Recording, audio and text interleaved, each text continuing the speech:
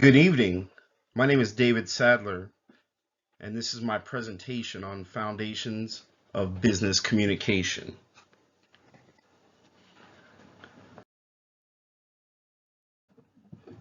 Definition and purpose. Communication is a two-way process when the message in the form of ideas, thoughts, feelings, opinions is transmitted between two or more persons with the intent of creating a shared understanding. Business communications is a process of sharing information between employees within and outside of a company. Effective business communications is how employers and management interact with each other to reach organizational goals and be more aligned with company values. The process of communication.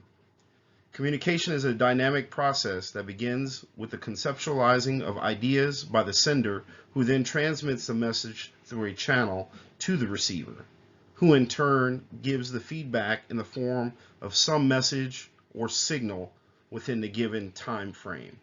As we can see here on the right hand side, I've put together a chart showing the different levels of the communication process. And as you can see, we have sender, encoding, message, channel, receiver, decoding. Off to the sides, on the right side, we have noise, and left we have feedback, which encompasses the whole process. This slide here kind of gets into the specifics in terms of the elements of communication. So as we said before, we have the sender. That sender is going to be the source of the message. Next, encoding, and that's the process of converting ideas into a message. Decoding, which is the process of when a receiver assigns meaning to symbols encoded by the sender. We have message, and that's the actual content transmitted by the sender. Media, that's the channel of communication.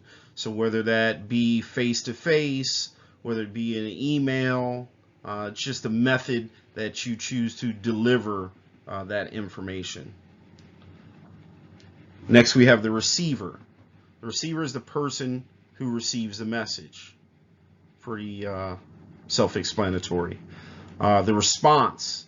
The response is the reaction of the receiver after interpreting a message. Feedback. Feedback is an observation of the receiver's response. And finally, we have noise, and that's just the unplanned distortion during communication. So it could be actual physical noise. It could be looking at a phone, the receiver not paying full attention to what's being communicated, something along that line. Here are some of our barriers that we have: cultural, physical, organizational, linguistic, interpersonal. The communication process can be complex. Sometimes messages aren't received exactly as they were intended. We have verbal and nonverbal barriers that can interfere with the communication process. In conclusion, people and organizations work together to achieve a common goal that only reach through communication. Communication is how people share information, coordinate activities, and make better decisions. Understanding how communication works in business and how to communicate completely will make us more effective in every aspect of business. Thank you.